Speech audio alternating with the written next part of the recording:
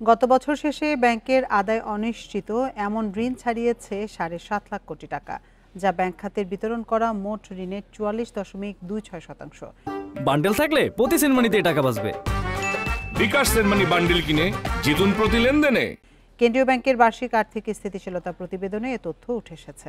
২০২৩ সালে এ ধরনের ঋণের পরিমাণ ছিল ৪,৯৭,৭৮৫ কোটি টাকা, অর্থাৎ এক বছরে বেড়েছে ২,৫৯,৫৫০ কোটি টাকা বা ৫২%। বাংলাদেশ ব্যাংকের তথ্যানুযায়ী ২০২৪ সাল শেষে ব্যাংক খাতে মোট ঋণ স্থিতি ১৭,১১,১৩৮ কোটি টাকা। এর মধ্যে বিভিন্ন সময়ে পুনঃতফসিল করা অনাদায়ী ঋণ রয়েছে ৩,৪৮,৪৬১ কোটি টাকা।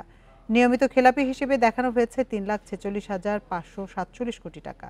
এছাড়া অবলোপন করে অনাদায়ী ঋণ স্থিতি ৬২,৩২৭ কোটি টাকা।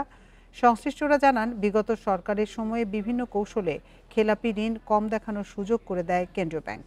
এগুলো এখন প্রকাশ হওয়ায় এসব ঋণের পরিমাণ বাড়ছে।